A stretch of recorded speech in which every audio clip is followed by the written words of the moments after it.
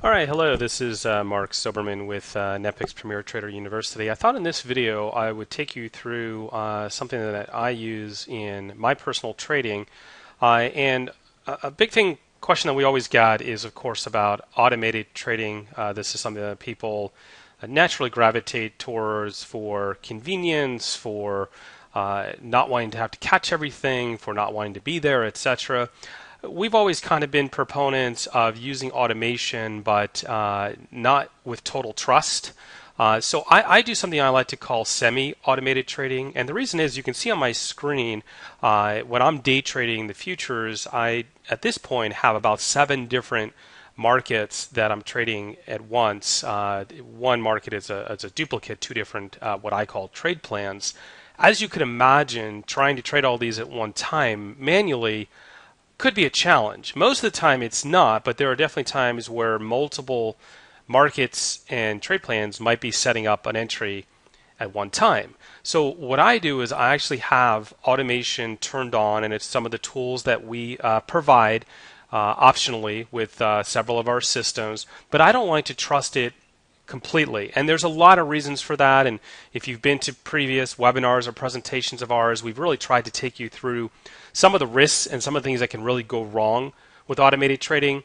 But the flip side to it is I probably couldn't do what I'm doing without it. So I want to take you through what I mean by this on a few of my trades from today. And when I'm recording this, it's February 26th. So, this is what you're looking at live and in real time right now. And I'm going to start with a market that I trade, and in this case, it is the silver market. Now, I realize silver is not going to be for every trader. You definitely have to make sure that you're well established capital-wise. But what I'm going to show you here today still applies whether you're trading something like silver or the Dowie Mini, or something which can handle a smaller account. And if you've been to our trainings before, some of the things that we really talk about is the art of trading. We feel that trading can be 90% mechanical, but you have to have 10% art. Some of that is experience, some of that is knowing what to do around news, some of that is literally things that we call key levels and chart levels. So I want to show you when I started trading this morning, I had a buy setup here. The little plus sign is a buy setup. And I was trading 2 contracts on silver. And in this case, the entry told me, hey, 2170. Now, if you're familiar with key levels, 2170 on this market is a round number.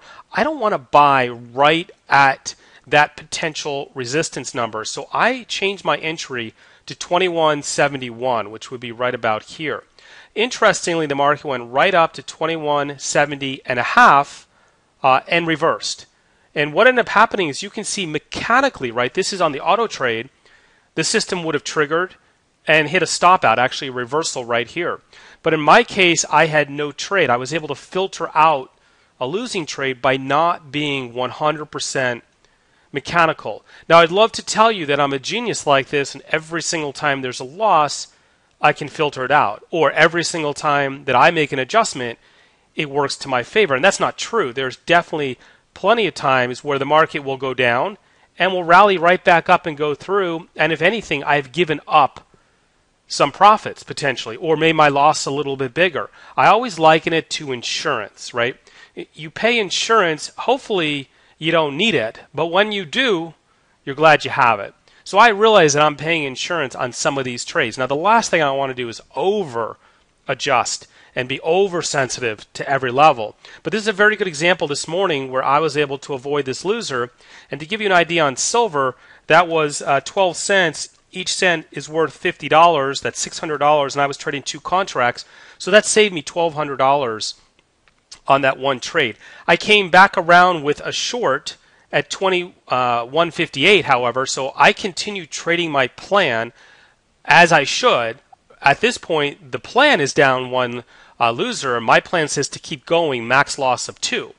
So I take this trade at 2158. Now, there's no adjustment that needs to be made there, right? There's no support on the chart. The lowest support is 21.54.5. There's no way I'm adjusting my entry down below that. If it was close, I would have. So in this case, I go short, and soon thereafter, I hit target. Literally, this for me, my time was 8:30, and I was out at 8:40. This was 9 minutes, and 21.58 down to 21.50. That's 8 cents, $50 per. So in this case, I pick up about $800 overall in that trade. A little bit later on, I get my second and final trade. This is a short entry at 21.38. I run my horizontal line across. I notice this little swing low here. But actually, sorry, my entry should be on this one, 21.46.5. And I have a low here at 21.44.5. So in this case, given that was the low of the day, I went ahead and adjusted below that to 21.44.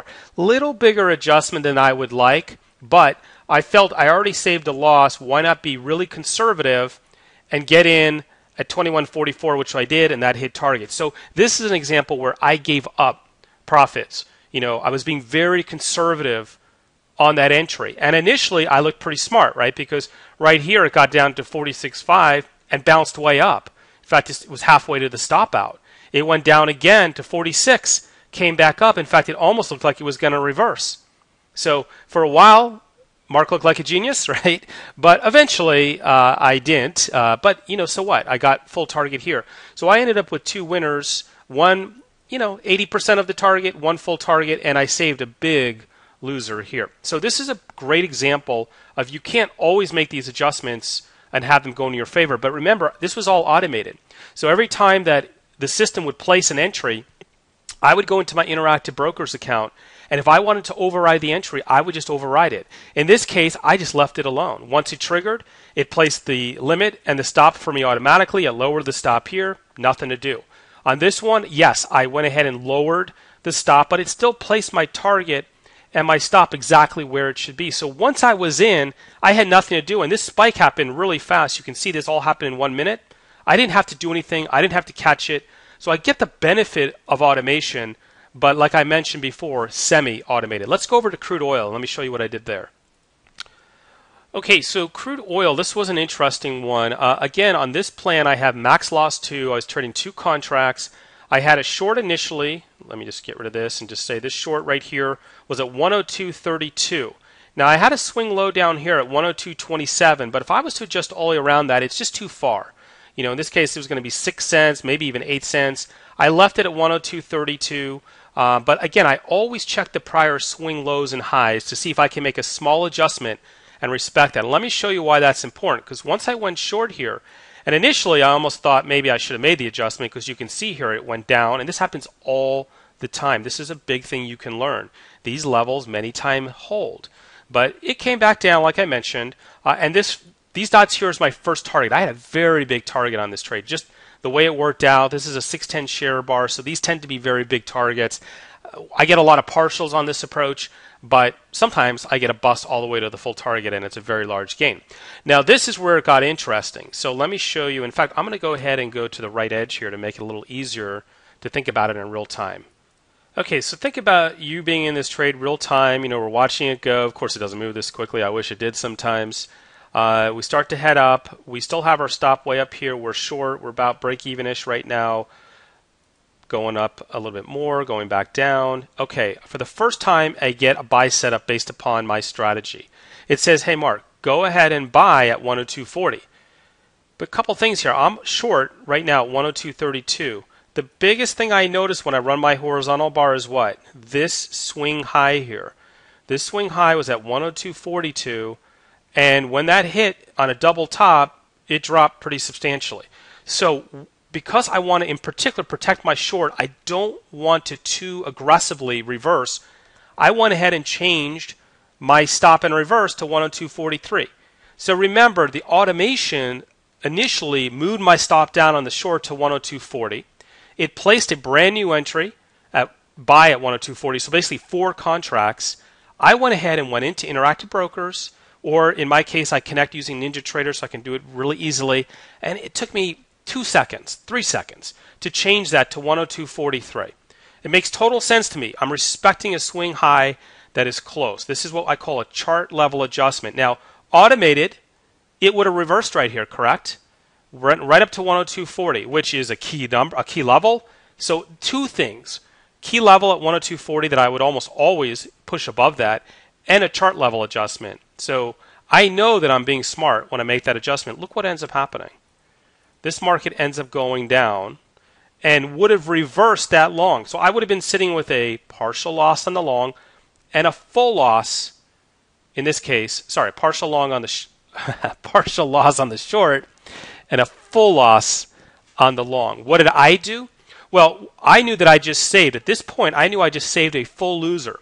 So I marketed it out somewhere about here, I think, on one contract. And then I lowered my stop and I put it right above this little swing high. And I ended up getting taken out on that on the second one. So the second contract, I think I lost a couple ticks. The first contract, I made maybe 15 or 20 ticks. No huge gain, but a substantial improvement overall. Now, I respect the trade plan. Even though I never had this loss, you may think, well, shouldn't you keep going? No, I want to go ahead and say, look, this was one loss, this was two loss, the trade plan is done. I'm done for the day. I'm not going to take this short here. I'm not going to take any subsequent trades, whether or not they work and did great. This one was obviously doing well later. Don't need it. I don't need this short here, which I would have been a loser too. So really good example of key level, chart level adjustments in real time today. They don't always work, like I mentioned. I had one on the DAX futures today where I had a clear swing high and I split my entry. One contract at one price, another contract at a higher price. It ended up getting through both those prices. So I probably cost myself about 5 points in the DAX, which is not cheap. I mean, that's probably a good $175, $160 or so per contract. But it was worth it for me. In that case, it was insurance. I gave up some profits. All right, so hope this video is useful for you. I'll try to do more of my real-time trading and the things that I experience and things that I learn along the way. Thanks a lot for listening, and talk to you all soon.